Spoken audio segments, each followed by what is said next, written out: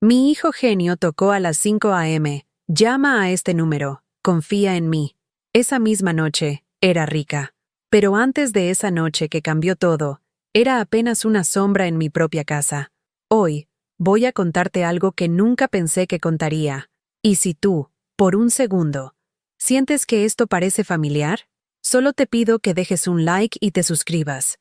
Me va a ayudar a continuar desahogándome. Me llamo Carmen Elena Vázquez. Tengo 68 años.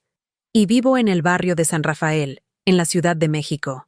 Durante los últimos 5 años, he habitado como un fantasma en la casa que construí con mis propias manos, entre las paredes que pinté con el dinero de mi herencia, bajo el techo que pagué trabajando doble turno en la fábrica textil durante 30 años. Pero ahora, según mis propios hijos, soy solo un estorbo que ocupa espacio. Esta mañana, como cada día desde que mi esposo Raúl murió, me levanté a las 5:30. El piso de mosaico estaba helado bajo mis pies descalzos, y el aire de febrero se colaba por las rendijas de las ventanas que nunca hemos podido cambiar. Me puse la bata azul marino que Raúl me regaló en nuestro último aniversario, ya desgastada en los puños, con pequeños agujeros que he zurcido una y otra vez porque no me atrevo a comprarme una nueva. El ritual matutino es siempre el mismo. Preparo café en la cafetera de peltre que me regaló mi madre cuando me casé. Hiervo agua para los huevos. Tuesto las tortillas en el comal de barro que trajimos de Oaxaca en nuestro viaje de bodas. El aroma a café recién hecho se mezcla con el olor a gas del boiler viejo que amenaza con descomponerse cada invierno. Mientras cocino, escucho los primeros ruidos de la casa despertando. Primero los pasos pesados de Rodrigo, mi hijo mayor, que baja las escaleras haciendo crujir cada escalón como si fuera su enemigo personal. Después el llanto de la bebé de Mónica, mi nuera, seguido por los gritos de mis otros 2 nietos pidiéndole a su madre que les prepare el desayuno. Pero nunca vienen a la cocina cuando yo estoy ahí. Rodrigo aparece cuando termino de servir todo en la mesa del comedor, la misma mesa de caoba que compramos cuando él tenía 12 años y soñaba con ser ingeniero. Ahora es contador en una empresa multinacional. Gana en dólares más de lo que Raúl y yo ganamos juntos en toda nuestra vida, y me mira como si fuera una mendiga que se hubiera colado en su casa. «Buenos días, mijo», le digo, como cada mañana, mientras coloco su plato humeante frente a la silla donde su padre solía sentarse. Rodrigo ni levanta la vista de su teléfono. Sus dedos se mueven sobre la pantalla con la velocidad de alguien que maneja cifras millonarias, que conoce el valor de las acciones en el mercado de valores, que entiende de inversiones y rendimientos que yo jamás podré comprender. Lleva puesto un traje gris que debe costar más que mi pensión de 3 meses, zapatos italianos que brillan como espejos, y un reloj dorado que parece mostrar no solo la hora, sino también el desprecio que siente por todo lo que no genere ganancias. «¿Otra vez frijoles?», dice sin mirarme, con esa voz que ha desarrollado para dirigirse a empleados incompetentes. ¿No puedes hacer algo más moderno? El adjetivo cae sobre la mesa como una piedra. Moderno. Como si 40 años cocinando para esta familia no hubieran servido de nada. Como si los frijoles charros que tanto le gustaban cuando era niño fueran ahora una vergüenza que no se atrevía a confesar a sus compañeros de trabajo. Mónica baja después, cargando a la bebé con una mano y arrastrando su bolsa de piel genuina con la otra. Es una mujer bonita, de esas que saben que su belleza es un activo valioso en el mercado matrimonial, que entienden que casarse con un hombre exitoso es también una forma de inversión a largo plazo. Usa ropa de marca, se hace las uñas cada semana en un salón caro del Polanco y habla con la seguridad de quien nunca ha tenido que preocuparse porque alcance el dinero para la comida. «Ay, suegra», me dice con esa sonrisa falsa que ha perfeccionado a través de 5 años de matrimonio. Otra vez nos levantó temprano con el ruido de sus ollas. No es cierto. Yo cocino en silencio. Levanto las tapas con cuidado. Evito que choquen los trastes. Pero Mónica necesita encontrar una razón para justificar su molestia por mi existencia. Es que ya no tengo la agilidad de antes, miento, porque la verdad es que tengo más energía que ella, que se la pasa todo el día viendo series en Netflix mientras yo limpio la casa, cuido a los niños y preparo las comidas. Sería bueno que considerara mudarse a un lugar más Apropiado para su edad, continúa Mónica, sentándose en la silla que solía ocupar mi difunta suegra, que murió sabiendo que era querida y respetada en esta casa. Un asilo bonito, donde pueda convivir con gente de su generación. La palabra asilo me atraviesa como un cuchillo oxidado. Un asilo. Para la mujer que trabajó 70 horas semanales para que su hijo pudiera estudiar la universidad, que vendió sus aretes de oro para pagar sus libros, que se desveló cuidándolo cuando tuvo neumonía a los 16 años. Esta es mi casa, murmuro, pero las palabras salen tan bajito que ni yo misma las escucho bien. ¿Qué dice?, pregunta Rodrigo, finalmente levantando la vista de su teléfono. Nada, mijo. Que voy a ir al mercado.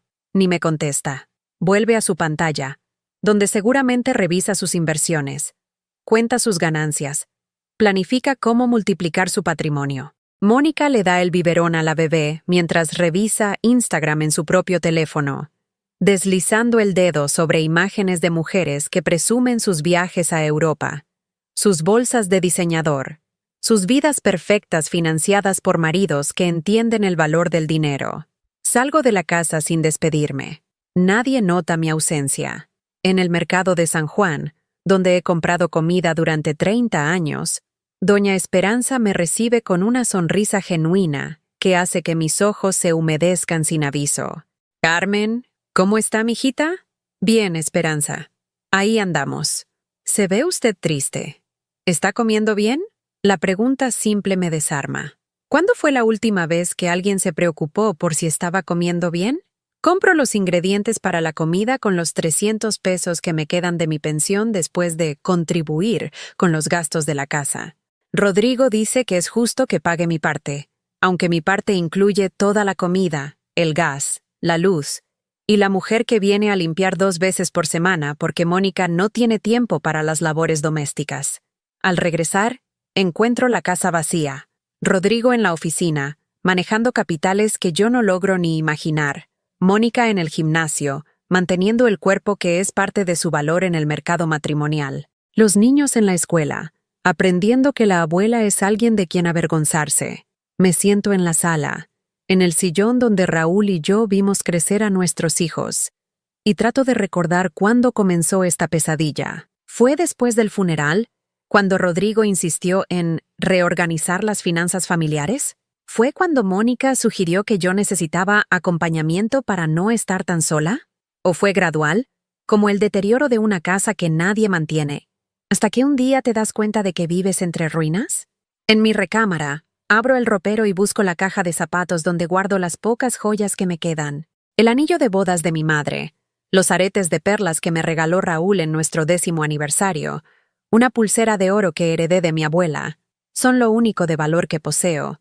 Además de esta casa que cada día siento menos mía, tomo el anillo de mi madre entre los dedos y cierro los ojos. «Mamá», susurro, no sé qué hacer. Me siento como una extraña en mi propia vida. Afuera, los niños del vecindario juegan fútbol en la calle. Sus gritos alegres se filtran por la ventana, recordándome que el mundo sigue girando aunque yo me sienta atrapada en este limbo de invisibilidad y desprecio. Esa noche, mientras preparo la cena que nadie va a agradecerme, llega Diego, mi hijo menor. A diferencia de Rodrigo, Diego nunca terminó la universidad. Se fue de la casa a los 23 años persiguiendo sueños de ser músico. Y durante 15 años apenas hemos tenido contacto. Los pocos mensajes que intercambiamos son corteses pero distantes, como correspondencia entre extraños que una vez compartieron la misma dirección. «Hola, mamá», me dice, y hay algo en su voz que no logro identificar.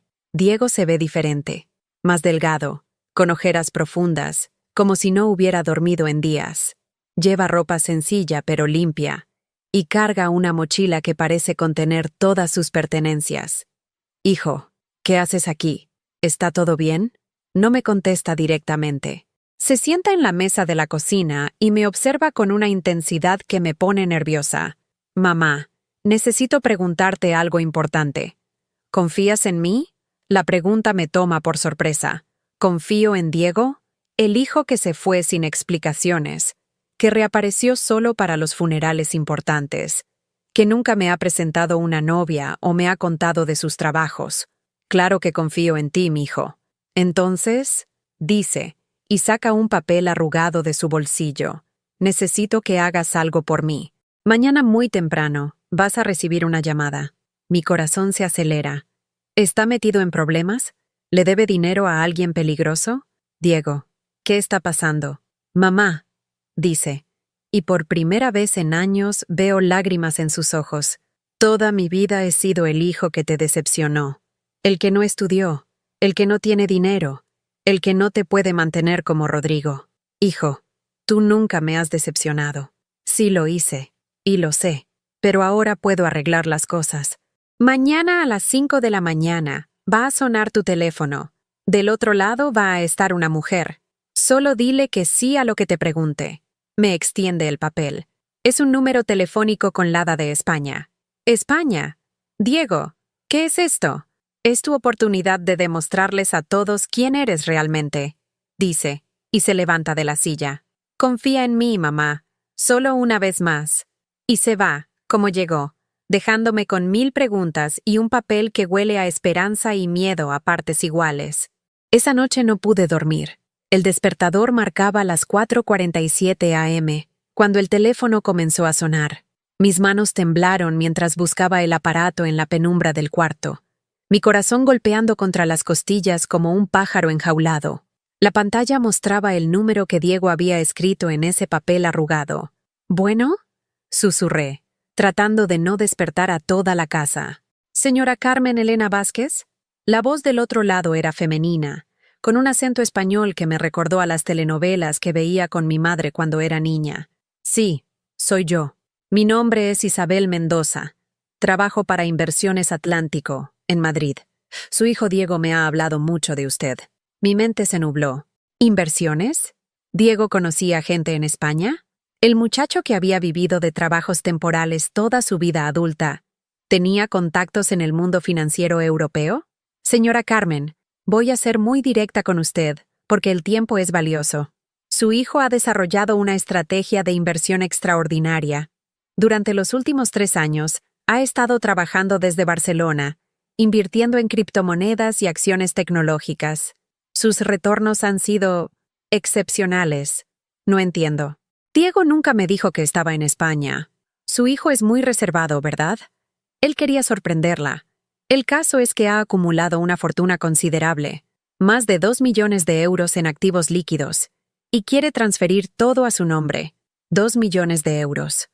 La cifra flotó en mi mente como algo irreal, como los números de la lotería que aparecen en televisión y que nunca tienen nada que ver con la vida real de gente como yo. Eso no puede ser cierto. Señora Carmen, en las próximas 2 horas va a recibir la visita de un notario. Él llevará los documentos para la transferencia. Solo necesito que me confirme. ¿Acepta usted ser la beneficiaria legal de los fondos de su hijo? La línea quedó en silencio. Afuera, el camión de la basura comenzaba su recorrido matutino por las calles del barrio, y el sonido me devolvió a la realidad. Esto tenía que ser una estafa. Gente como yo no recibe llamadas sobre millones de euros a las 5 de la mañana. Señora Carmen, ¿sigue ahí? Sí, pero esto suena demasiado bueno para ser verdad. Lo entiendo perfectamente. Su hijo me pidió que le dijera algo específico para que supiera que esto es real. La mujer hizo una pausa. Él dice, «Mamá, ¿recuerdas cuando tenía 8 años y me rompí el brazo jugando fútbol?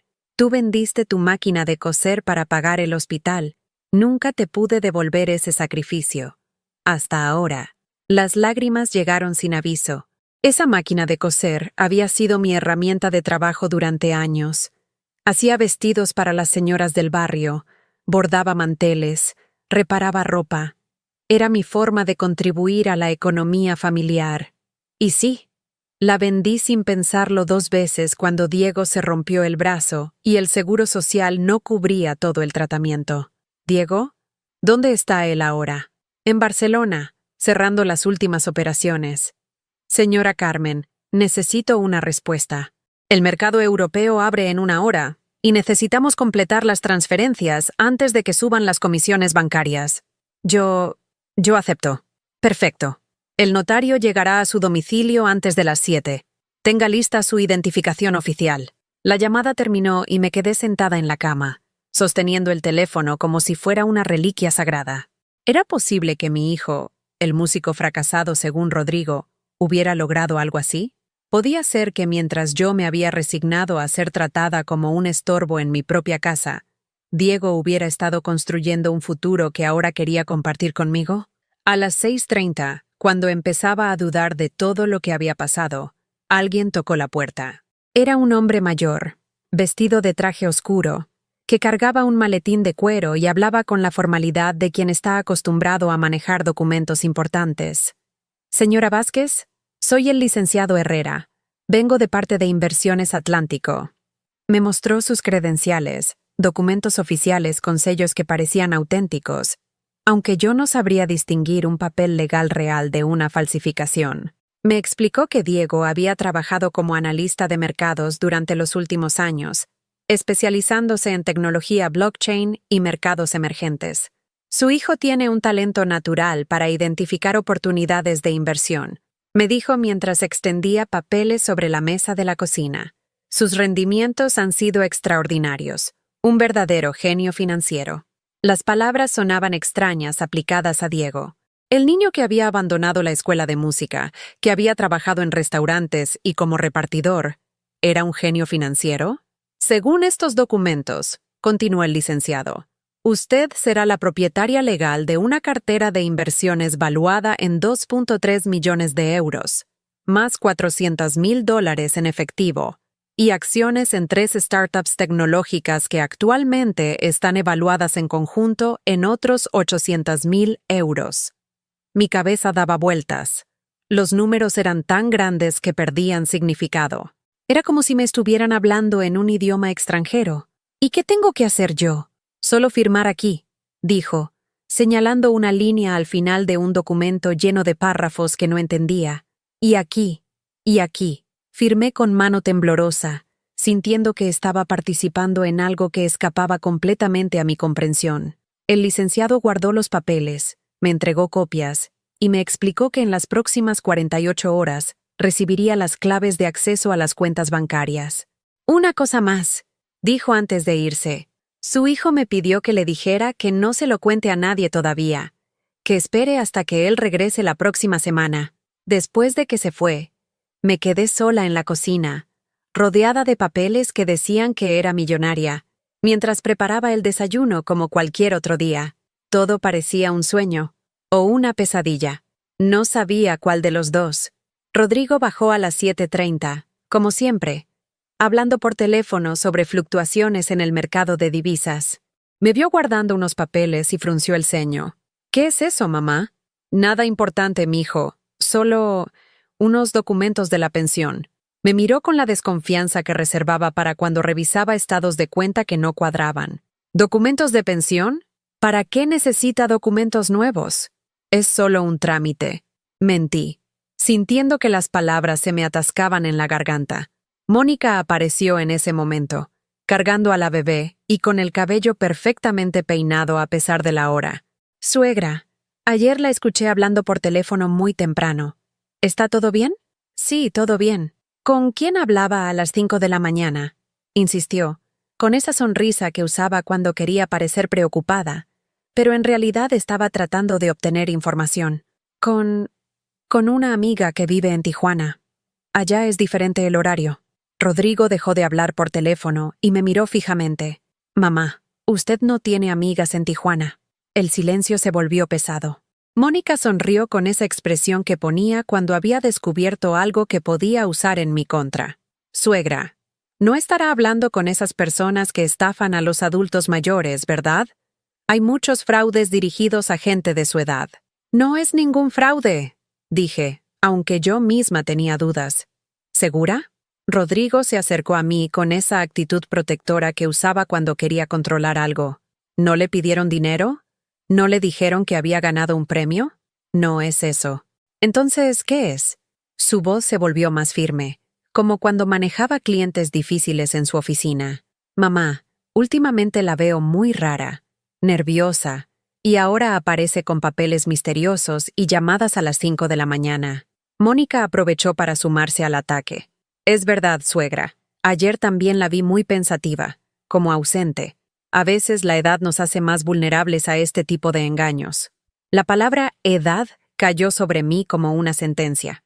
Para ellos, ser mayor significaba ser automáticamente incapaz, crédula, fácil de engañar. No me están engañando, repetí, pero mi voz sonaba débil incluso para mí misma. Entonces, ¿qué pasa? Rodrigo se cruzó de brazos. Porque como su hijo mayor, tengo derecho a saber si alguien está tratando de aprovecharse de usted. Su hijo mayor. Como si eso le diera autoridad sobre mi vida.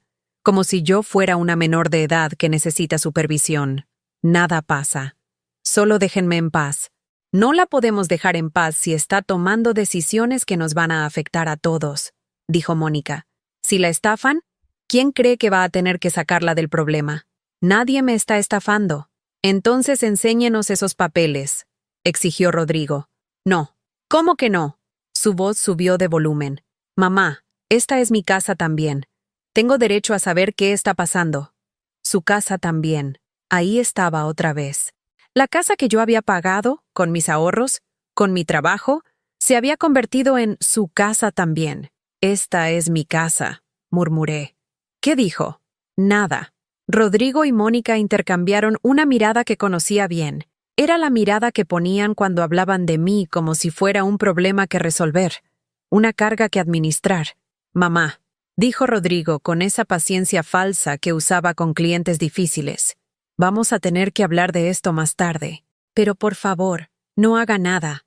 No firme nada. No hable con nadie hasta que lleguemos a casa. No soy una niña.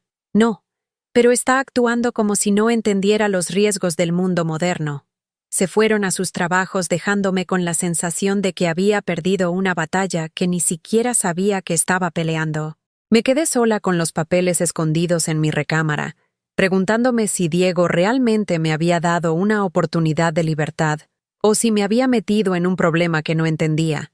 Esa tarde, mientras limpiaba la casa que ya no sentía mía, sonó mi teléfono. Número desconocido. Señora Carmen, habla Isabel Mendoza otra vez. Las transferencias se completaron exitosamente. Oficialmente, usted es ahora propietaria de activos por valor de 3.5 millones de euros.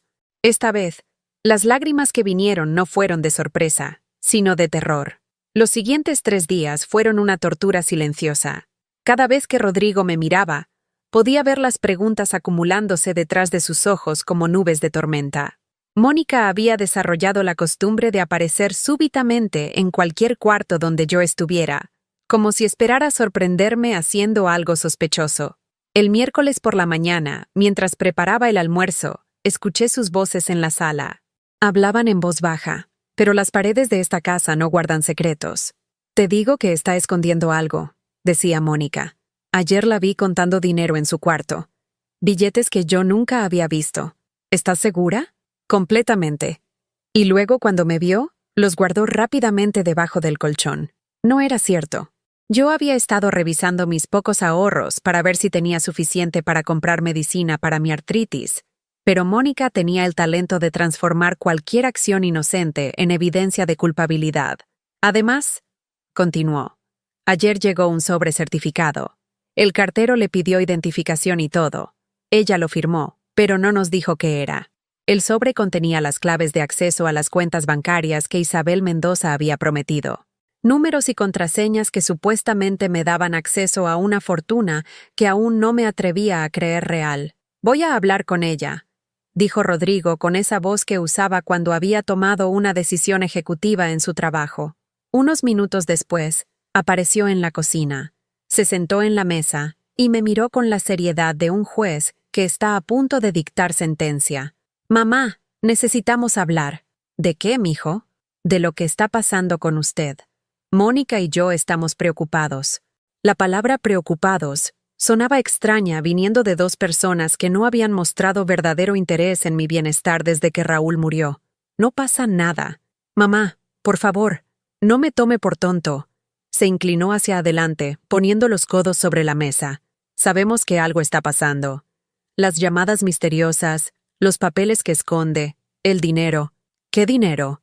El dinero que Mónica la vio contando ayer. Esos eran mis ahorros de siempre. ¿Sus ahorros? Rodrigo soltó una risa seca. Mamá, usted no tiene ahorros. Su pensión apenas le alcanza para sus gastos personales. La frase me golpeó como una bofetada. Era verdad que mi pensión era modesta, pero el hecho de que mi propio hijo lo dijera con tanta crueldad, como si mi pobreza fuera evidencia de mi fracaso como persona, me dolió más de lo que había esperado. He ahorrado peso por peso durante años. ¿Para qué? ¿Para dejárselo a quién? Su voz se volvió más agresiva. Mamá, si tiene dinero escondido, necesitamos saberlo. Para planificar, para protegerla. Ahí estaba otra vez. La palabra proteger, que en boca de Rodrigo siempre significaba controlar. No tengo dinero escondido. Entonces, ¿qué son esos papeles que tanto cuida? Documentos personales. ¿Qué clase de documentos personales requieren tanto secreto? Me quedé callada, revolviendo los frijoles que se cocinaban en la estufa. El silencio pareció irritarlo más que cualquier respuesta que hubiera podido dar. Está bien, dijo, levantándose de la silla. Si no quiere hablar por las buenas, vamos a tener que tomar medidas. ¿Qué clase de medidas? Medidas para proteger sus intereses. Y los nuestros. Esa tarde, cuando regresó del trabajo, no venía solo. Lo acompañaba un hombre que se presentó como licenciado Ramírez, especialista en Derecho Familiar y Protección de Adultos Mayores. Señora Vázquez, me dijo con una sonrisa que pretendía ser tranquilizadora, su hijo me ha comentado algunas preocupaciones legítimas sobre su bienestar. No hay ninguna preocupación. Entiendo que últimamente ha tenido contacto con personas desconocidas. Personas que le han hecho ofertas financieras poco claras. Nadie me ha hecho ofertas. Rodrigo intervino. Mamá, el licenciado Ramírez está aquí para ayudarla, para proteger su patrimonio de posibles estafadores. ¿Mi patrimonio? No pude evitar que se me escapara una risa amarga. ¿Cuál patrimonio? Esta casa, para empezar, dijo el abogado. Es un activo considerable. Y si alguien la está manipulando para que transfiera propiedades o firme documentos, nadie me está manipulando. Señora Vázquez, con todo respeto, las personas de su edad son particularmente vulnerables a cierto tipo de fraudes. Estafadores que se aprovechan de la soledad, que prometen ganancias fantásticas. Mi edad no me vuelve estúpida. Por supuesto que no, dijo Rodrigo con esa paciencia falsa que había perfeccionado. Pero sí la vuelve más vulnerable, y como su familia, tenemos la responsabilidad de cuidarla. El licenciado abrió su portafolio y sacó unos documentos. Lo que proponemos es un fideicomiso familiar, una estructura legal que protegería todos sus bienes bajo la administración de su hijo mayor. Usted seguiría siendo la propietaria legal, pero las decisiones importantes pasarían por un filtro de protección. ¿Filtro de protección? Rodrigo revisaría cualquier transacción importante antes de que se ejecute. Cualquier contrato, cualquier inversión, cualquier transferencia de dinero. ¿Y si yo no quiero eso? El silencio que siguió fue elocuente. Rodrigo y el abogado intercambiaron una mirada que había visto antes, la misma que intercambiaban cuando discutían los gastos de la casa que yo debía cubrir. Mamá, dijo Rodrigo finalmente, esto no es opcional, es por su propio bien. ¿No es opcional? Si usted no acepta voluntariamente la protección legal, tendríamos que buscar otras alternativas, más drásticas. ¿Cómo cuáles? El licenciado respondió por él. Podríamos solicitar una evaluación de capacidad mental. Si un juez determina que usted no está en condiciones de manejar sus asuntos financieros. No terminó la frase. Pero no hacía falta. Entendí perfectamente lo que estaban amenazando. Querían declararme incapaz mentalmente para tomar el control total de mi vida. Ustedes no pueden hacer eso. Claro que podemos, dijo Rodrigo. Es más, es nuestro deber como familia, especialmente si tenemos evidencia de que está tomando decisiones irracionales. ¿Qué evidencia? Las llamadas misteriosas, los documentos que esconde, el comportamiento errático de los últimos días. Mónica, que había estado escuchando desde la entrada de la sala, decidió sumarse al ataque. Suegra, esto es por su bien. Nosotros la queremos. Queremos protegerla. ¿Me quieren? Las palabras salieron antes de que pudiera detenerlas. ¿Me quieren cuando me tratan como sirvienta? ¿Me quieren cuando hablan de mí como si fuera un estorbo? ¿Me quieren cuando me hacen sentir como una extraña en mi propia casa? Mamá, no sea dramática. ¿Dramática? Sentí que algo se rompía dentro de mí, como un dique que finalmente cede bajo demasiada presión. ¿Dramática por sentirme invisible en la casa que yo pagué? ¿Dramática por cansarme de que me traten como si fuera una carga? Usted no pagó esta casa, dijo Rodrigo con frialdad. Yo pago la hipoteca. Yo pago los servicios. Yo mantengo esta familia. Con el dinero que heredaste cuando tu papá murió. El dinero que él y yo ahorramos durante 30 años. Ese dinero se invirtió inteligentemente. Se multiplicó gracias a mis conocimientos financieros. Si hubiera dependido de usted, ya lo habríamos perdido todo. El licenciado carraspeó para interrumpir lo que estaba convirtiéndose en una discusión familiar. Señora Vázquez, entiendo que esto es emotivo, pero tenemos que pensar con la cabeza fría. Su hijo tiene razón en querer protegerla. Y legalmente, él tiene derecho a solicitar una evaluación de capacidad si considera que usted está en riesgo. ¿En riesgo de qué? De ser estafada. De perder lo poco que tiene. De tomar decisiones que podrían afectar a toda la familia. Esa noche, después de que el abogado se fue y Rodrigo y Mónica se encerraron en su cuarto para seguir discutiendo la situación, me senté en mi cama rodeada por los papeles que Isabel Mendoza me había enviado. Números de cuenta en bancos españoles, códigos de acceso, documentos que decían que yo era propietaria de millones de euros. ¿Era real? ¿O era una elaborada estafa que me estaba llevando exactamente a donde mis hijos querían? ¿A que me declararan mentalmente incapaz? Tomé mi teléfono y marqué el número que Diego me había dado aquella madrugada. Después de varios tonos, contestó. «Mamá, Diego, necesito saber la verdad. ¿Es real todo esto? ¿Te han molestado? Tu hermano quiere declararme incapaz mental. Trajo un abogado». Del otro lado de la línea, escuché un suspiro largo y cansado. «Mamá, ¿confías en mí? Ya no sé en quién confiar. Entonces confía en esto. Mañana vas a ir al banco. Vas a usar las claves que te mandé. Y vas a ver que todo es real. ¿Y si no lo es?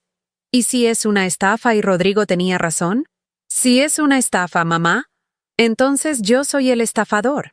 Y si es así, entonces merezco que me odies para siempre». La llamada terminó y me quedé sosteniendo el teléfono como si fuera un ancla en una tormenta. Afuera, la lluvia comenzó a caer sobre las ventanas de la casa donde había vivido toda mi vida adulta, la casa que ya no se sentía como mi hogar. Mañana sabría la verdad. Mañana descubriría si mi hijo menor era mi salvación o mi perdición. El Banco Santander en la zona rosa parecía un templo dedicado al dinero. Sus columnas de mármol brillaban bajo las luces halógenas, y el piso de granito reflejaba los zapatos de ejecutivos que caminaban con la confianza de quienes manejan fortunas ajenas como si fueran propias. Yo me sentía como una intrusa en ese mundo de trajes caros y conversaciones sobre mercados internacionales. La empleada que me atendió se llamaba Sofía Herrera. Era una mujer joven, de unos 30 años, con el cabello perfectamente peinado y una sonrisa profesional que se desvanecía ligeramente cuando vio mi ropa sencilla y mi bolsa de imitación de piel. «Buenos días. ¿En qué puedo ayudarla?» «Vengo a consultar unas cuentas», dije, extendiendo los papeles que había llevado en un sobre manila arrugado. Sofía tomó los documentos y los revisó con la eficiencia de alguien acostumbrada a procesar información financiera rápidamente. Pero cuando llegó a los números, su expresión cambió. La sonrisa profesional se desvaneció, reemplazada por algo parecido a la sorpresa. «Disculpe un momento», dijo, levantándose de su escritorio. «Necesito consultar con mi supervisor». Se alejó con mis papeles, y yo la vi hablar en voz baja con un hombre mayor que vestía un traje que probablemente costaba más que mi pensión de todo un año. El hombre miró los documentos, luego me miró a mí, luego volvió a mirar los documentos. Regresaron juntos a mi escritorio. «Señora Vázquez», dijo el hombre, «mi nombre es licenciado Torres. Soy el gerente de cuentas corporativas. ¿Podría acompañarme a mi oficina?» La oficina del gerente tenía ventanas que daban a Paseo de la Reforma. Desde ahí podía ver el flujo constante de automóviles de lujo, las torres de cristal donde se tomaban decisiones que afectaban a millones de personas, el mundo de las altas finanzas que siempre había observado desde afuera. Señora Vázquez, dijo el licenciado Torres, sentándose detrás de un escritorio de caoba, tengo que hacerle algunas preguntas de verificación. Es protocolo cuando se trata de cuentas de este calibre. ¿Qué calibre? Señora, según nuestros registros, usted es la beneficiaria de múltiples cuentas con un saldo conjunto de... Consultó su computadora.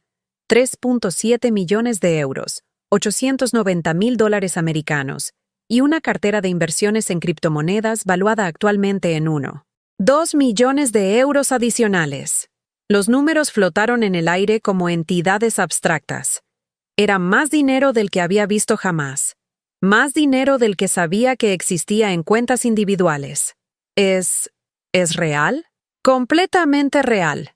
Los fondos fueron transferidos desde Barcelona el lunes pasado. Transferencias completamente legales, con todos los documentos en orden. Se inclinó hacia adelante. Señora Vázquez, ¿usted sabía que era propietaria de esta fortuna? Mi hijo me dijo que había estado invirtiendo. Su hijo Diego Vázquez Mendoza, ¿correcto? Sí. Según nuestros registros, el señor Diego ha sido muy activo en los mercados europeos, particularmente exitoso con startups tecnológicas y trading de Bitcoin. Sus retornos han sido extraordinarios. El licenciado Torres giró su monitor para que yo pudiera ver la pantalla. Ahí estaban todas las transacciones. Compras de acciones en empresas con nombres que no reconocía, inversiones en criptomonedas que subían y bajaban como montañas rusas digitales, dividendos que llegaban cada mes como lluvias de números. ¿Quiere hacer alguna transacción hoy?, preguntó. No sé. ¿Qué puedo hacer? Señora, usted puede hacer cualquier cosa. Retirar efectivo, transferir fondos, comprar más inversiones, liquidar activos. Es su dinero, su dinero. Las palabras sonaban extrañas. Durante toda mi vida, el dinero había sido algo que escaseaba, que se contaba peso por peso, que se gastaba con cuidado después de mucha deliberación. La idea de tener tanto que pudiera hacer cualquier cosa era tan ajena como la idea de volar. ¿Podría retirar algo de efectivo? Por supuesto. ¿Cuánto necesita? No sé, ¿5,000 pesos? El licenciado Torres sonrió con la paciencia de alguien acostumbrado a clientes nerviosos. Señora, usted puede retirar 5,000 pesos, 50,000, 500,000. El límite diario para retiros en efectivo es de 2 millones de pesos. 2 millones de pesos. Era más de lo que había ganado en toda mi vida de trabajo. 5,000 está bien. ¿Segura? Es una cantidad muy pequeña considerando sus activos totales. Segura. Media hora después, salí del banco con 5,000 pesos en billetes nuevos dentro de mi bolsa y un estado de cuenta que confirmaba que mi patrimonio neto superaba los 5 millones de euros. La realidad se sentía líquida, como si el mundo hubiera perdido su consistencia sólida. Caminé por las calles del centro sin rumbo fijo, procesando lo que acababa de descubrir. No era un sueño, no era una estafa. Diego realmente había logrado algo extraordinario, y lo había puesto todo a mi nombre. ¿Por qué? Esa pregunta me acompañó durante el viaje de regreso a casa.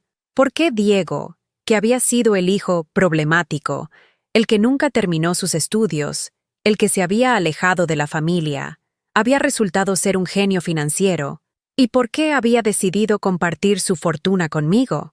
Llegué a casa cerca de las 3 de la tarde. Rodrigo todavía estaba en el trabajo, pero Mónica me esperaba en la sala con una expresión que conocía demasiado bien. ¿Dónde estuvo, suegra? Salía a hacer unos pendientes. ¿Qué clase de pendientes? Personales. Mónica se levantó del sillón y se acercó a mí con esa sonrisa que usaba cuando estaba a punto de atacar. ¿No fue al banco? La pregunta me tomó por sorpresa. ¿Cómo sabía que había ido al banco? ¿Por qué piensa eso? ¿Porque la siguieron? ¿Me siguieron? Rodrigo contrató a un detective privado. Queríamos asegurarnos de que no estuviera haciendo nada. Imprudente. Sentí como si me hubieran golpeado en el estómago. Mi propio hijo había contratado a alguien para espiarme. No tenían derecho. Claro que teníamos derecho. Somos su familia. Y si usted está involucrada en algo ilegal, no hay nada ilegal. Entonces, ¿por qué el secreto? ¿Por qué las mentiras? No sabía qué responder. Técnicamente, no había mentido sobre nada específico, pero tampoco había sido completamente honesta. ¿Quién es Diego realmente?, continuó Mónica. Porque el Diego que nosotros conocemos no tiene dinero para invertir en nada. Es mi hijo. Su hijo es un músico fracasado que no ha tenido un trabajo estable en su vida. Su hijo desapareció durante 3 años sin dar señales de vida. Su hijo no tiene ni para pagar la renta de un departamento decente. Cada palabra era un puñal dirigido a mi corazón maternal, pero también sabía que, desde su perspectiva, Mónica tenía razón. El Diego que ellos conocían no encajaba con la imagen del inversionista exitoso que había emergido en los últimos días. Las personas pueden cambiar, o las personas pueden engañar. En ese momento llegó Rodrigo. Escuchó el final de la conversación e inmediatamente asumió el control de la situación. Mamá, necesitamos hablar. Ahora. Ya hablamos ayer. Ayer usted no había ido al banco. Hoy sí. Se sentó frente a mí con la postura de alguien que está a punto de interrogar a un sospechoso. ¿Qué hizo en el banco? Consulté unas cuentas. ¿Qué cuentas? Usted no tiene cuentas en el Santander. Ahora sí. ¿Quién le abrió esas cuentas? Diego. Rodrigo y Mónica intercambiaron esa mirada que había aprendido a temer. Mamá, ¿cuánto dinero le dijo el banco que tenía? Dudé. Una parte de mí quería mentir, minimizar la cantidad, proteger la información. Pero otra parte estaba cansada de sentirse como una criminal en su propia casa. Mucho. ¿Cuánto es mucho? Suficiente. ¿Millones? El silencio fue mi respuesta. ¿Cuántos millones, mamá? No importa. Claro que importa. Rodrigo se levantó de golpe, caminando de un lado a otro como un animal enjaulado. Si usted tiene millones y no nos dijo, eso cambia todo. ¿Cambia qué? Cambia que estamos trabajando como esclavos para mantener esta casa mientras usted tiene una fortuna escondida. No la tengo escondida. Acabo de enterarme. ¿Y ya verificó que sea real? ¿Ya confirmó que no es un fraude elaborado? Es real. ¿Cómo puede estar segura? Porque fui al banco. Hablé con el gerente. Vi los estados de cuenta. Mónica se unió a la conversación con renovada agresividad. Suegra, si usted tiene millones de euros, ¿por qué nos ha dejado pagar todos los gastos de la casa? ¿Por qué ha fingido ser pobre? Porque acabo de enterarme hoy. Porque hasta ayer no sabía nada de esto. ¿Y espera que le creamos? Es la verdad.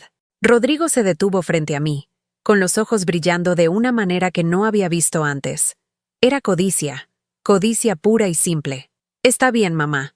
Si es verdad que tiene esa fortuna, entonces tenemos que hablar de cómo la va a administrar. ¿Nosotros?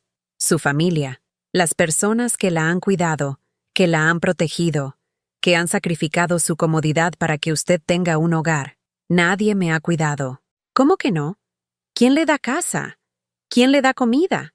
¿Quién se asegura de que tenga un techo sobre su cabeza? Yo pago mi parte de todo. Su parte no cubre ni el 10% de los gastos reales. Nosotros la hemos subsidiado durante años. Mónica asintió vigorosamente. Es verdad, suegra. Hemos sido muy generosos con usted. Y ahora que sabemos que puede contribuir más, bueno, es justo que lo haga. ¿Cuánto más? Todo, dijo Rodrigo sin dudarlo. Usted debería pagar todos los gastos de la casa. Es lo justo. ¿Todos? La hipoteca, los servicios, la comida, el mantenimiento, la empleada doméstica. Todo. ¿Y ustedes qué van a pagar? Nosotros vamos a administrar su dinero, para protegerla de estafadores. Ahí estaba otra vez. La palabra proteger, que significaba controlar. No necesito que administren mi dinero. Mamá, usted no entiende las complejidades del mundo financiero moderno. Las inversiones internacionales, los mercados de divisas, la gestión de carteras diversificadas. Diego lo entiende. ¿Diego? Rodrigo soltó una carcajada cruel.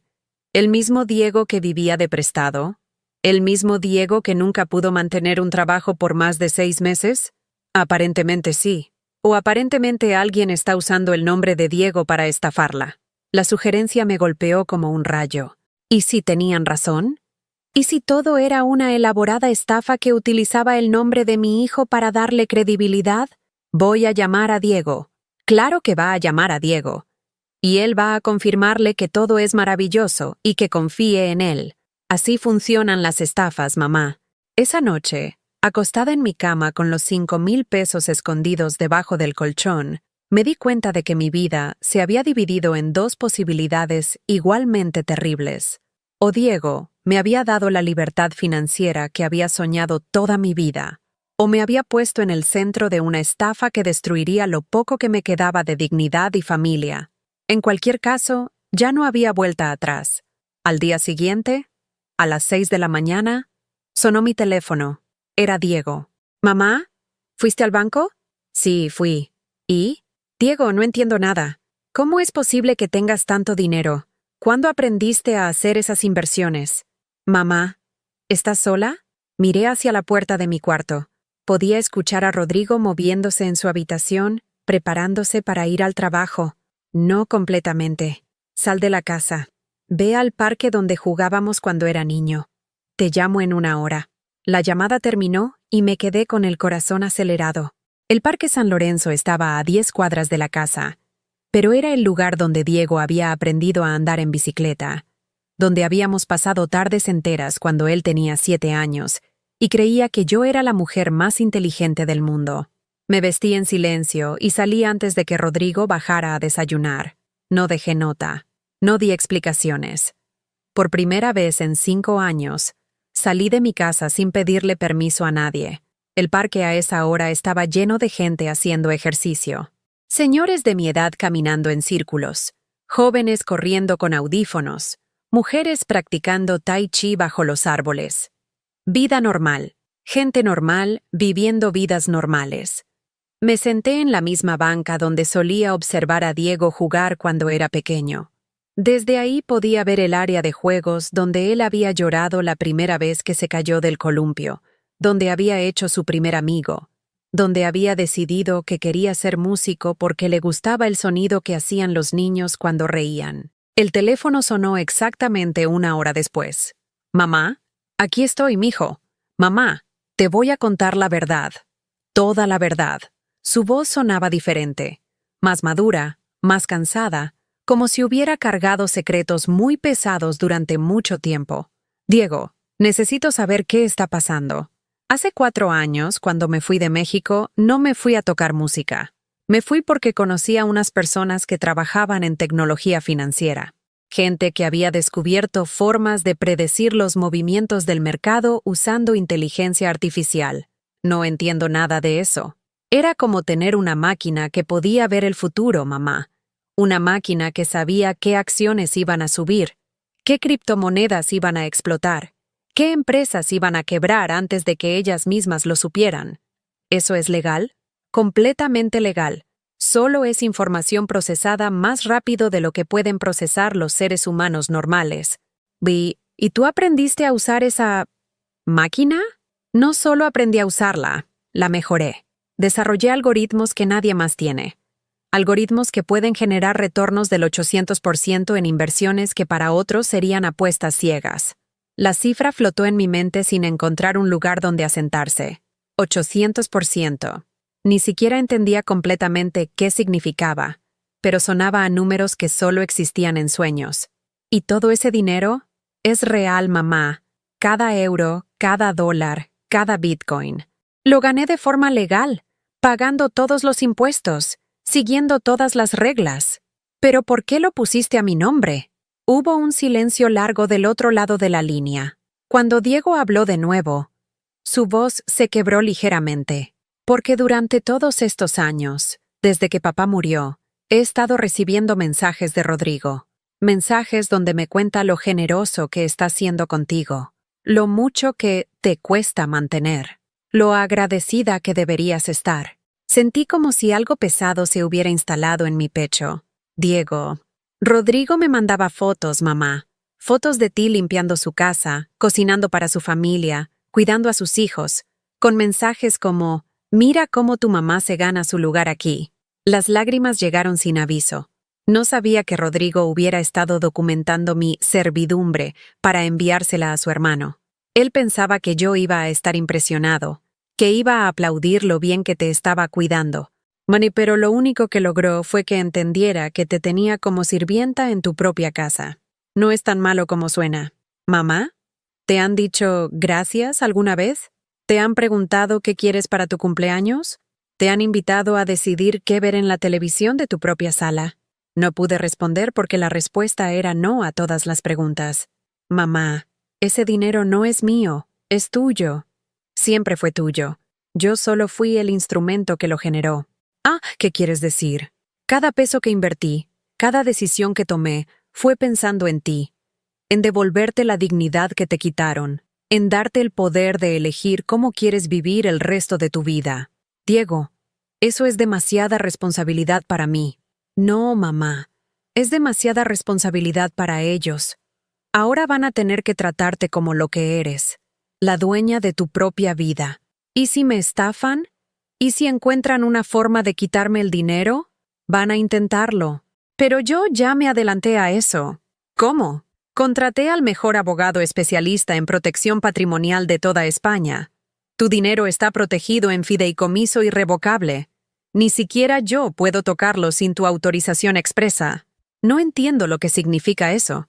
Significa que es tuyo para siempre, que nadie puede quitártelo, manipularte para transferirlo o convencer a un juez de que no eres capaz de manejarlo. ¿Y Rodrigo no puede hacer nada legal para controlarlo? Nada. Cero. El dinero está en bancos europeos, bajo leyes españolas, con protecciones que no existen en México. Por primera vez en días, sentí algo parecido al alivio. ¿Cuándo vas a regresar? Mamá, no voy a regresar. ¿Qué? Mi vida está en Europa ahora. Tengo una empresa, empleados, compromisos. Pero sobre todo, tengo una nueva familia. ¿Te casaste? Me casé hace 2 años, con una mujer que me ama por quien soy, no por lo que puedo darle, y vamos a tener un bebé. La noticia me golpeó con una mezcla de alegría y tristeza. Alegría porque Diego había encontrado el amor. Tristeza porque lo había hecho lejos de mí, en un mundo donde yo no tenía lugar. ¿Cómo se llama? Elena. Es profesora de matemáticas. Muy inteligente, muy noble. Te va a encantar cuando la conozcas. ¿La voy a conocer? Claro que sí. De hecho, quiero que vengas a Barcelona. Que conozcas tu nueva vida. ¿Mi nueva vida? Mamá, con esa fortuna puedes vivir donde quieras, como quieras. Puedes comprarte una casa en la playa, viajar por el mundo, estudiar lo que siempre quisiste estudiar. Puedes hacer todo lo que nunca pudiste hacer porque estabas ocupada cuidando a otros. Pero esta es mi casa. Mi vida está aquí. ¿Tu vida o tu prisión? La pregunta quedó suspendida en el aire como una sentencia que yo misma tenía que dictar. Diego, tengo miedo. ¿De qué? De todo. De tomar decisiones incorrectas. De quedarme sola. De descubrir que sin ellos no sé quién soy. Mamá, ¿puedo contarte un secreto? Claro. Durante todos estos años, cada vez que cerraba una inversión exitosa, cada vez que los números subían en mi cuenta bancaria, no pensaba en lo que yo iba a comprar. Pensaba en ti, sentada en esa cocina, preparando comida que nadie te agradecía. Diego, pensaba en ti, lavando platos que no habías ensuciado, limpiando cuartos que no habías desordenado, pagando cuentas de una casa donde te tratan como huésped no deseada.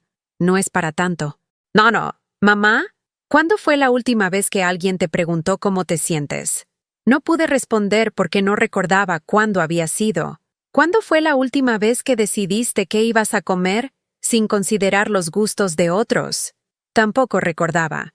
¿Cuándo fue la última vez que compraste algo para ti? Algo que querías. No algo que necesitabas. El silencio se alargó porque todas esas preguntas tenían la misma respuesta. Nunca. Mamá, ese dinero es tu libertad. Úsala. ¿Cómo? Empieza por algo pequeño. Hoy, cuando llegues a casa, no cocines, no limpies, no hagas nada por nadie más. ¿Y qué les digo? No les digas nada, solo hazlo. Siéntate en tu sala, en tu sillón favorito, y mira la televisión que tú quieres ver. Van a enojarse. Que se enojen. Tú tienes 5 millones de euros, mamá.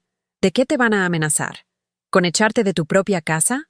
Pueden declararme incapaz mental. Con los abogados que contraté para protegerte, tendrían más posibilidades de declararme incapaz a mí. Regresé a casa con una sensación extraña en el pecho. No era felicidad, exactamente, pero tampoco era el peso aplastante que había cargado durante meses. Era algo nuevo, algo que no había sentido en años. La posibilidad de elegir. Rodrigo había salido al trabajo, pero Mónica me esperaba en la cocina con una lista escrita en una hoja de papel. Suegra, necesitamos hablar sobre la nueva distribución de gastos. ¿Qué distribución? Ahora que sabemos que usted tiene recursos, es justo que contribuya más a los gastos familiares. Me extendió la lista. Era una relación detallada de todos los gastos de la casa: hipoteca, servicios, comida, empleada doméstica, gasolina, seguros, mantenimiento. El total mensual era de 87,000 pesos. Esto es lo que cuesta mantener esta casa cada mes, dijo Mónica con la satisfacción de alguien que había preparado cuidadosamente su presentación. Considerando que usted utiliza los espacios igual que nosotros, es justo que pague la mitad. ¿La mitad? 43,500 pesos mensuales. Es muy razonable considerando sus nuevos recursos. Miré la lista. Luego miré a Mónica. Luego volví a mirar la lista. 43,000 pesos era más de 3 veces mi pensión completa. ¿Y ustedes van a pagar la otra mitad? Nosotros ya pagamos con nuestro trabajo. Rodrigo se mata trabajando para mantener esta familia. Esta es mi casa. Es la casa de la familia. Y ahora que usted puede contribuir de manera justa, debe hacerlo. Por primera vez en 5 años, en lugar de aceptar automáticamente lo que me pedían, me escuché preguntando, ¿y si no quiero? Mónica parpadeó como si no hubiera entendido la pregunta. ¿Cómo que si no quiere? ¿Y si no quiero pagar 43,000 pesos mensuales por vivir en mi propia casa? Bueno, entonces tendríamos que discutir otras opciones. ¿Cómo cuáles? Como que busque un lugar más apropiado para su situación. ¿Mi situación? Su nueva situación económica. Alguien con sus recursos no debería estar dependiendo de la generosidad de sus hijos. Ahí estaba otra vez. La palabra generosidad, aplicada a permitirme vivir en la casa que yo había pagado. Está bien, dije. Y Mónica sonrió con satisfacción. Sabía que iba a entender. Sí, entiendo. Entiendo que ya no quiero vivir aquí. La sonrisa de Mónica se congeló. ¿Qué dijo? Que me voy a buscar un lugar más apropiado para mi situación. Suegra, no sea dramática. Solo estamos tratando de hacer las cosas justas para todos. Exactamente. Y lo más justo para mí es irme. Por primera vez en 5 años, salí de esa casa sintiendo que había ganado una discusión. Esa tarde hice algo que no había hecho en 5 años. No preparé la cena. Me senté en el sillón de la sala, el mismo sillón donde Raúl y yo solíamos ver las noticias juntos, y puse el canal que a mí me gustaba, una serie española sobre una mujer que heredaba una fortuna y descubría que su familia había estado explotándola durante décadas. La ironía era tan perfecta que casi dolía. A las 7:30 escuché la puerta del garaje. Rodrigo había llegado del trabajo. Sus pasos sonaron más pesados que de costumbre mientras subía las escaleras. Unos minutos después, tanto él como Mónica aparecieron en la sala. «Mamá, ¿por qué no hay comida?» «Porque no cociné». «¿Por qué no cocinó?» «Porque no quise». Rodrigo me miró como si hubiera dicho algo en un idioma extranjero. Durante 5 años, la cena había estado lista a las 7:30 todos los días. Era una de las constantes de su vida ordenada, como su café matutino o sus camisas planchadas. ¿Se siente mal? Me siento muy bien. Entonces, ¿por qué? Porque decidí que ya no quiero cocinar para ustedes. Mónica intervino con esa voz dulce que usaba cuando quería parecer razonable. Suegra, entendemos que esté molesta por la conversación de esta mañana, pero no tiene que castigarnos por eso. No los estoy castigando. Solo estoy dejando de hacer cosas que no quiero hacer. ¿Desde cuándo cocinar es algo que no quiere hacer?, preguntó Rodrigo. Siempre le ha gustado cocinar. Me gustaba cocinar para gente que lo agradecía. Ustedes no agradecen nada. Claro que agradecemos. ¿Cuándo? ¿Cuándo fue la última vez que alguno de ustedes me dijo gracias por la comida? El silencio que siguió fue elocuente. Bueno, dijo Mónica finalmente. No tenemos que decir gracias por cada cosa. Somos familia. Exactamente. Somos familia. Y en una familia, cada quien contribuye con lo que puede y quiere contribuir. ¿Y usted qué va a contribuir?, preguntó Rodrigo con esa voz fría que usaba cuando negociaba contratos difíciles. Dinero. Voy a contribuir con dinero. Eso ya lo discutimos esta mañana. No, esta mañana Mónica me presentó una factura. Yo nunca acepté pagarla.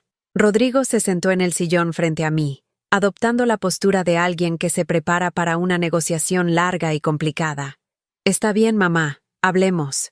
¿Cuánto está dispuesta a pagar? 0. ¿0? 0 pesos por vivir en mi propia casa. Mamá, esta no es solo su casa, es nuestra casa familiar. ¿Quién pagó el enganche? Usted, pero ¿quién ha estado pagando impuestos prediales durante los últimos 5 años? Bueno, yo, pero con el dinero de la herencia de tu papá. El dinero que él y yo ahorramos juntos. Ese dinero se invirtió inteligentemente. Ese dinero era mío, dije, levantando la voz por primera vez en años. Y esta casa es mía. Y si no les gusta cómo vivo en mi casa, pueden buscarse otra. El silencio que siguió fue diferente a todos los silencios anteriores. No era el silencio de la resignación o la tristeza. Era el silencio del poder reclamado. Mónica fue la primera en reaccionar. Suegra, creo que el estrés de toda esta situación la está afectando más de lo que pensamos. No estoy estresada. Estoy cansada. ¿Cansada de qué? De ser tratada como empleada doméstica en mi propia casa. De pagar cuentas para mantener una familia que me trata como si fuera una carga. De fingir que no me duele cuando hablan de mí como si fuera un problema que resolver. Nadie habla de usted como un problema. Mónica, yo escucho las conversaciones que tienen en su cuarto. Las paredes no son tan gruesas como creen. Mónica se puso roja como un tomate. Las conversaciones privadas son privadas. No cuando son sobre mí. No cuando están planeando declararme incapaz para robarme mi dinero. «Nadie quiere robarle nada», gritó Rodrigo. «Queremos protegerla». ¿Protegerme de qué? ¿De ser feliz? ¿De tomar mis propias decisiones? ¿De vivir mi vida como yo quiera? ¿De ser estafada? ¿De perder todo lo que tiene? Lo único que tengo de valor es mi dignidad. Y ustedes han estado tratando de quitármela durante 5 años. Rodrigo se levantó del sillón y comenzó a caminar de un lado a otro, como hacía cuando estaba perdiendo una negociación importante. Mamá, está siendo irracional. Nosotros hemos sacrificado nuestra comodidad para cuidarla. ¿Qué comodidad han sacrificado? Esta casa está diseñada para una pareja joven con hijos. No para una pareja, hijos. Y una suegra. Entonces múdense a una casa más grande. ¿Con qué dinero? Con el suyo. Ustedes ganan muy bien. Nuestro dinero está invertido en activos productivos, en nuestro futuro financiero, exactamente como el mío. La diferencia es que mi futuro financiero no depende de explotar a otros. Mónica decidió cambiar de táctica, adoptando el tono de voz que usaba con los niños cuando se portaban mal. Suegra, entendemos que se sienta confundida con todo esto del dinero. Es normal. Es mucho dinero para alguien que nunca ha manejado grandes cantidades. ¿Grandes cantidades? Mónica, tú gastas en una bolsa lo que yo gastaba en comida durante un mes. Eso es diferente. ¿Por qué es diferente? Porque yo trabajo para ganar mi dinero. ¿Y yo qué he hecho durante 5 años? ¿Estar de vacaciones? Usted ha vivido cómodamente sin preocupaciones financieras. He vivido como sirvienta sin sueldo. En ese momento llegaron los niños de la escuela. Mi nieto mayor, Sebastián, de 12 años, entró corriendo a la sala. «Abuela, ¿ya está la comida? Tengo hambre». «No hay comida», dijo Mónica secamente. «¿Por qué no hay comida?» «Porque tu abuela decidió no cocinar hoy». Sebastián me miró con genuina confusión. «¿Por qué, abuela?» «Porque ya no voy a vivir aquí, mi amor». «¿Te vas a otra casa?» «Sí». «¿Podemos ir a visitarte?» «Claro que sí, cuando quieran». «¿Y vas a cocinar para nosotros cuando te visitemos?» «Si ustedes me lo piden con cariño, sí». Sebastián sonrió, pero Rodrigo lo interrumpió. «Sebastián, ve a tu cuarto. Los adultos estamos hablando». Después de que el niño se fue, Rodrigo volvió a dirigirse a mí con renovada agresividad. «Mamá, no puede irse. No puede abandonar a su familia». «No estoy abandonando a nadie. Me estoy salvando a mí misma». «¿De qué se está salvando?» «De ustedes». La palabra quedó suspendida en el aire como una bomba que todos sabían que iba a explotar, pero nadie se atrevía a desactivar. ¿De nosotros? Preguntó Mónica con voz entrecortada. De ser tratada como menos que humana en mi propia casa, de pagar por el privilegio de ser ignorada y despreciada, de fingir que no me duele cuando hablan de mí como si fuera un mueble viejo que estorba. Nunca hemos hablado de usted de esa manera. Mónica, hace 3 meses te escuché decirle a tu hermana por teléfono que no sabías cuánto tiempo más ibas a poder aguantar a tu suegra, que esperabas que se decidiera pronto a buscar un lugar apropiado para gente de su edad. Mónica abrió la boca, pero no salieron palabras. Rodrigo, hace 2 semanas te escuché diciéndole a tu jefe que no podías acompañarlo a cenar porque tenías que lidiar con el drama familiar en casa, que tener una madre dependiente era complicado para tu image profesional. Mamá, esas conversaciones estaban fuera de contexto. No había contexto que las justificara. Me levanté del sillón y los miré a ambos con una claridad que no había sentido en años. Mañana me voy de esta casa. Van a tener la comodidad que tanto han deseado. Van a poder vivir sin lidiar conmigo. Van a poder decorar como quieran, comer lo que quieran, ver la televisión que quieran, sin tener que considerar a la vieja estorbo. Mamá, no se vaya así. Podemos arreglar las cosas. ¿Cómo? ¿Van a empezar a tratarme con respeto? ¿Van a pedirme perdón por 5 años de humillaciones? ¿Van a agradecerme por todo lo que hice por ustedes? Sí, sí podemos hacer eso. No, no pueden, porque no lo sienten. Solo lo dirían porque ahora saben que tengo dinero. ¡Eso no es cierto! Entonces, ¿por qué no me lo dijeron antes? ¿Por qué esperaron hasta saber que soy millonaria para ofrecerme respeto? Ninguno de los dos pudo responder. Mañana por la mañana van a encontrar esta casa vacía de mi presencia. Van a poder vivir la vida que siempre quisieron, sin mí. ¿Y a dónde va a ir? A vivir mi vida. Por primera vez en 5 años, voy a vivir mi vida. Subí a mi cuarto y comencé a empacar las pocas cosas que realmente me importaban. Fotos de Raúl, mi rosario, algunos libros, la ropa que me quedaba bien. Todo cabía en 2 maletas pequeñas. Esa noche cenaron pizza que pidieron por teléfono. No me invitaron a acompañarlos, pero por primera vez en 5 años, eso no me dolió. Por primera vez en 5 años, sentí que estaba ganando. La mañana siguiente amaneció diferente.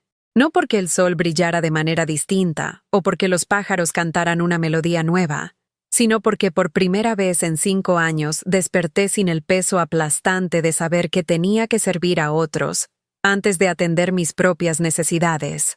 Me levanté a las 8 de la mañana, no a las 5:30 para preparar el desayuno de una familia que nunca me agradecía. A las 8, porque esa era la hora en que mi cuerpo había decidido naturalmente que quería despertar. Rodrigo y Mónica ya se habían ido al trabajo. Habían desayunado cereal con leche fría y dejado los platos sucios en el fregadero, como una declaración silenciosa de que esperaban que yo siguiera cumpliendo mis funciones de sirvienta hasta el último momento. Dejé los platos donde estaban, llamé un taxi y le di la dirección de un hotel boutique en la colonia Roma, que había visto anunciado en una revista. Nunca había estado en un hotel así, pero la descripción prometía tranquilidad elegante para huéspedes sofisticados. Me gustó la idea de ser considerada una huésped sofisticada. El taxista, un señor de unos 50 años con bigote gris, me ayudó a subir mis 2 maletas al auto. ¿Se va de viaje, señora? Sí, le dije. Me voy de viaje. Un viaje muy largo. ¿A dónde va? A mi nueva vida. Se rió, creyendo que era una broma. No lo era. El Hotel Casa Azul resultó ser exactamente lo que había imaginado. Paredes de colores cálidos, muebles de madera pulida, plantas que alguien cuidaba con esmero. El lobby olía a café recién hecho y a flores frescas, no al desinfectante industrial que había dominado mi existencia durante los últimos años. La recepcionista era una joven de unos 25 años que me saludó con una sonrisa genuina. Buenos días. ¿En qué puedo ayudarla? Necesito una habitación. No sé por cuánto tiempo. ¿A una noche? ¿Varios días? Hasta que encuentre mi próximo hogar. Me asignaron una suite en el 3er piso con vista al jardín interior.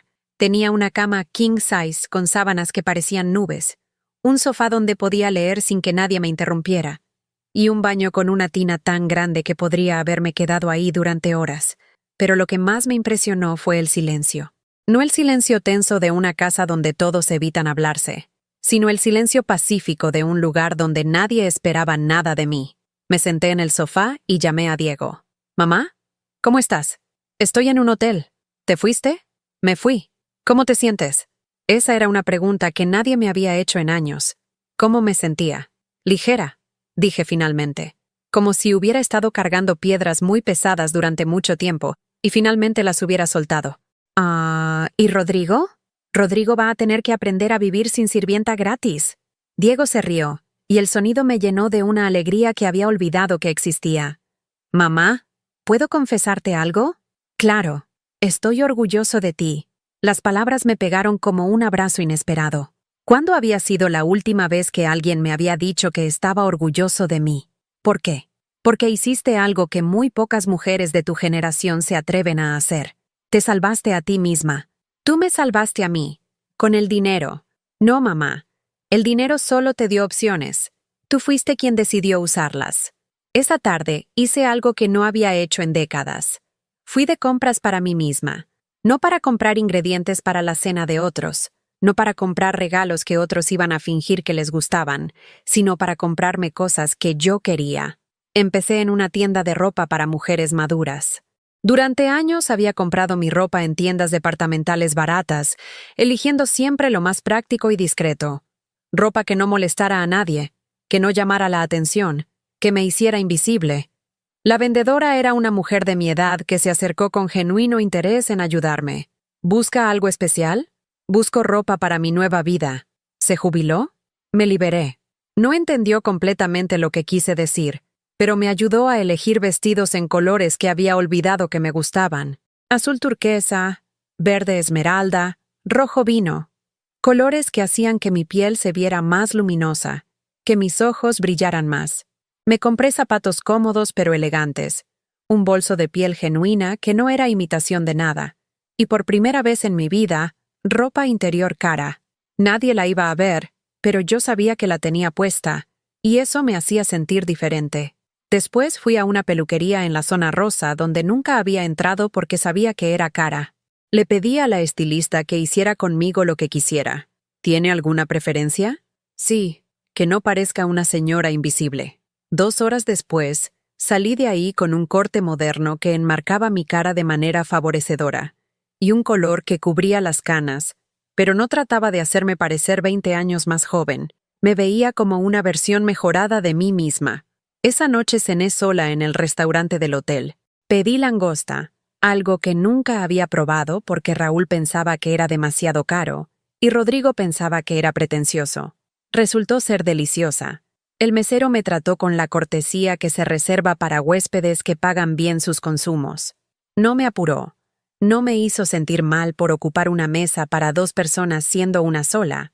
No asumió que necesitaba ayuda para entender el menú. Mientras comía, observé a las otras personas en el restaurante. Ejecutivos discutiendo deals que los harían más ricos. Parejas jóvenes celebrando aniversarios. Familias donde todos parecían genuinamente contentos de estar juntos. Por primera vez en años, no sentí envidia. Sentí curiosidad sobre qué clase de vida quería construir para mí misma. Al día siguiente llamé a una agencia inmobiliaria especializada en propiedades de lujo. «Buenos días, me gustaría ver departamentos en venta». «¿En qué zona está interesada?» «En una zona donde la gente sea amable con las señoras que viven solas». La agente se rió. «Tengo exactamente lo que necesita». Me mostró 3 departamentos en Polanco. El primero era demasiado grande, como si fuera para alguien que tenía que impresionar a visitas importantes. El segundo era muy moderno, todo cristal y acero, frío como un quirófano. El tercero era perfecto. Tenía 2 recámaras, una para mí y otra para cuando Diego y Elena vinieran a visitarme con el bebé. La cocina era lo suficientemente grande para cocinar cuando quisiera hacerlo, pero no tan grande que se sintiera como una obligación. El comedor tenía espacio para 4 personas, perfecto para cenas íntimas con gente que realmente quisiera estar ahí. Pero lo que más me gustó fue la terraza. Daba al poniente, lo que significaba que podría ver los atardeceres sobre la ciudad todos los días. Había espacio para plantas, para una mesa pequeña donde podría tomar café por las mañanas, para una silla cómoda donde podría leer. ¿Cuánto cuesta? 4 millones de pesos. 4 millones. Hace una semana, esa cifra habría sido tan imposible como comprar la luna. Ahora representaba menos del 10% de mis activos líquidos. ¿Puedo pagarlo de contado? ¿De contado? De contado. Señora, eso nos permitiría ofrecerle un descuento significativo. Digamos 3.500.000. Perfecto. Esa tarde firmé los papeles de compra de mi primer hogar. No un hogar que compartía con alguien más. No un hogar donde tenía que pedir permiso para cambiar los muebles de lugar. Mi hogar. La agente me recomendó una empresa de decoración que podría amueblar todo el departamento en una semana. Les di carta blanca. Muebles cómodos pero elegantes. Colores que me hicieran feliz. Todo lo necesario para vivir bien. ¿Tiene algún estilo preferido?, me preguntó la decoradora. Sí, el estilo de una mujer que por fin puede vivir como quiere. Esa noche, de vuelta en mi suite del hotel, me di un baño largo en la tina gigante. Usé sales de baño caras que había comprado en una tienda de productos de lujo, y permanecí en el agua caliente hasta que mis dedos se arrugaron. Cuando salí del baño, me miré en el espejo de cuerpo completo. La mujer que me devolvía la mirada no era la misma que había entrado a esa habitación hace 3 días, no solo por el corte de cabello o la ropa nueva, era algo en los ojos, en la postura, en la forma de ocupar el espacio. Era una mujer que había recordado que tenía derecho a existir por sí misma, no solo en función de lo que pudiera hacer por otros. Mi teléfono sonó. Era un número desconocido. ¿Bueno? ¿Mamá? Soy Rodrigo. Su voz sonaba diferente. Menos segura, más pequeña. ¿Qué necesitas, hijo? Necesito pedirte perdón. ¿Perdón por qué? Por todo. Por tratarte como te tratamos. Por darte por sentada. Por hacerte sentir que no importabas. ¿Y por qué me pides perdón ahora? Porque Sebastián me preguntó cuándo ibas a regresar a casa. Y cuando le dije que probablemente nunca, se puso a llorar. Me dijo que tú eras la única persona en la casa que le preguntaba cómo le había ido en la escuela. No respondí inmediatamente. Dejé que el silencio se alargara. Mamá, ¿hay alguna forma de arreglar esto? No sé, Rodrigo. ¿Hay alguna forma? Podríamos empezar de nuevo. Tratarte como mereces. Incluirte en las decisiones familiares. Agradecerte las cosas que haces. ¿Y qué te hace pensar que yo quiero seguir haciendo cosas para ustedes? Porque somos tu familia. Ustedes son mi pasado, Rodrigo. Ahora estoy construyendo mi futuro. ¿Eso significa que no nos vas a perdonar nunca? Significa que voy a perdonarlos cuando esté lista para hacerlo, si es que algún día estoy lista. Y mientras tanto, van a tener que aprender a vivir sin mí, como yo estoy aprendiendo a vivir sin ustedes. Colgué el teléfono y volví a mirarme en el espejo. Por primera vez en 5 años, la mujer que veía ahí me gustaba. 6 meses después, mientras tomaba mi café matutino en la terraza de mi departamento viendo cómo el sol pintaba de dorado los edificios de Polanco, reflexioné sobre lo extraño que era despertar cada día sin miedo. Miedo a molestar a alguien con mi existencia. Miedo a no ser suficientemente útil para merecer un lugar en el mundo. Miedo a que mi valor como persona dependiera únicamente de lo que pudiera hacer por otros. Ese miedo había sido mi compañero durante tantos años que su ausencia me había tomado semanas en reconocerla. Como cuando dejas de sentir un dolor crónico y de repente te das cuenta de que caminas diferente, respiras diferente, sonríes diferente. Mi nueva rutina era una revelación diaria. Me despertaba cuando mi cuerpo quería despertarse, no cuando las necesidades de otros lo exigían. Desayunaba lo que me provocaba comer, no lo que había en el refrigerador para alimentar a una familia entera. Leía libros completos sin interrupciones, algo que no había hecho en décadas. Había tomado clases de pintura en acuarela en una escuela de arte cerca de mi casa. La maestra, una mujer bohemia de unos 50 años llamada Esperanza, me había dicho que tenía talento natural para capturar la luz. Usted ve las cosas de manera diferente a como las ve la mayoría de la gente, me había explicado. Ve la belleza que otros pasan por alto. Quizás era porque había pasado tantos años siendo invisible que había desarrollado la habilidad de observar realmente lo que me rodeaba. También había comenzado a viajar, pequeños viajes al principio, un fin de semana en San Miguel de Allende, donde me hospedé en un hotel boutique y recorrí galerías de arte sin prisa. Después a Mérida, donde aprendí sobre la cultura maya en museos que siempre había querido visitar pero nunca había tenido tiempo. Luego a Puerto Vallarta, donde caminé por la playa al amanecer, y entendí por primera vez en mi vida lo que significaba verdaderamente estar en paz.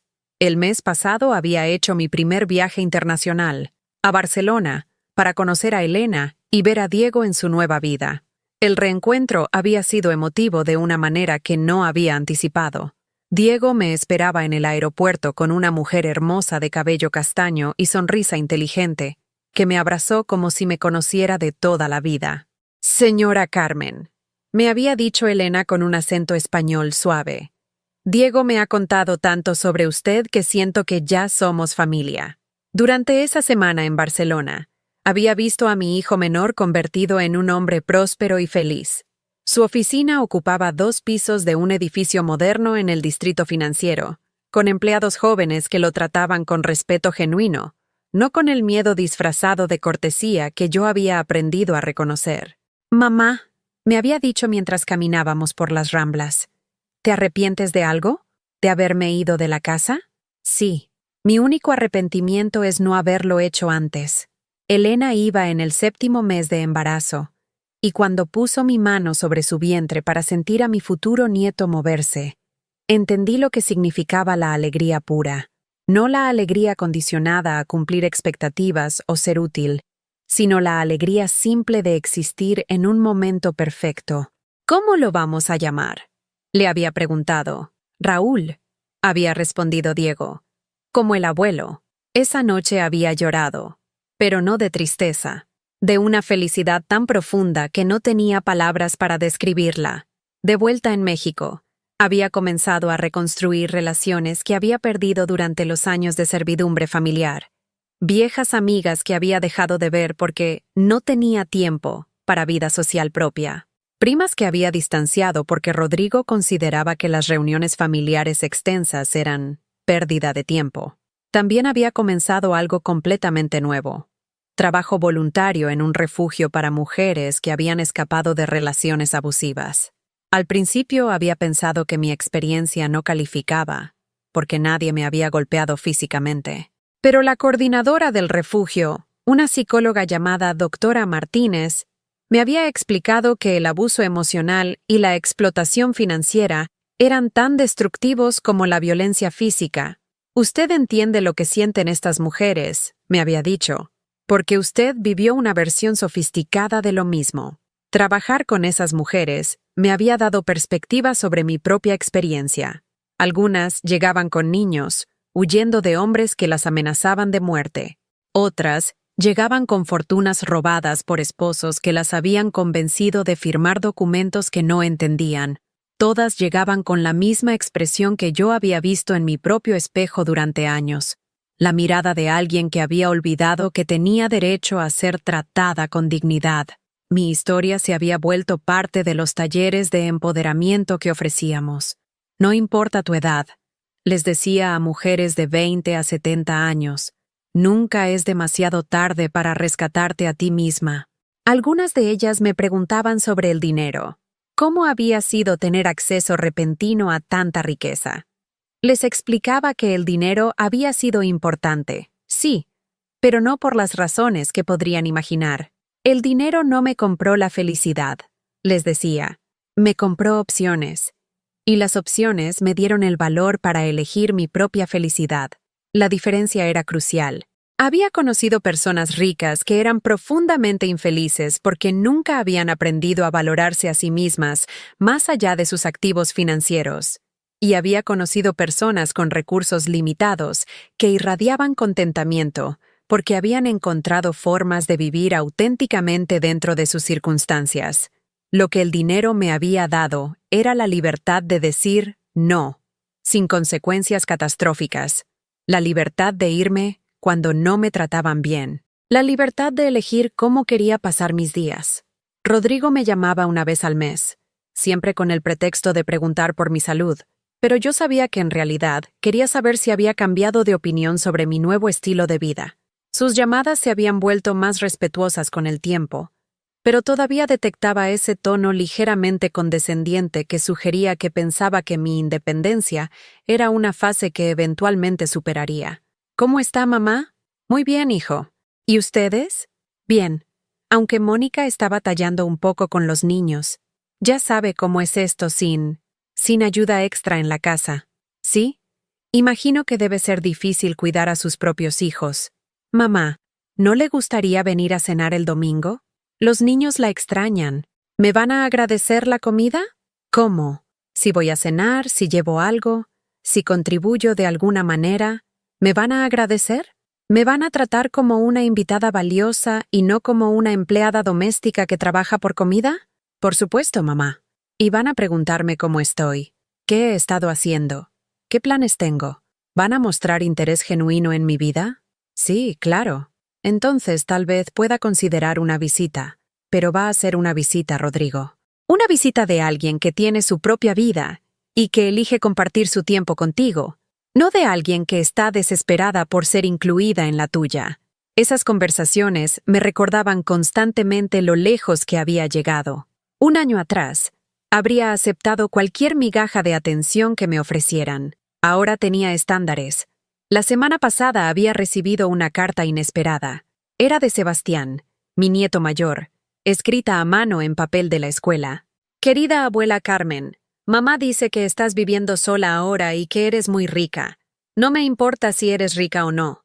Solo me importa que eras la única persona que me preguntaba cómo me había ido en la escuela.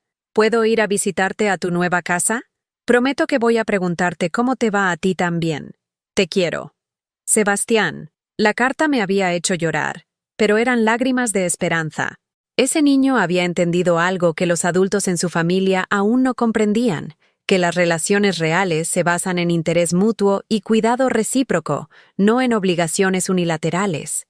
Le había respondido inmediatamente, invitándolo a pasar un fin de semana conmigo.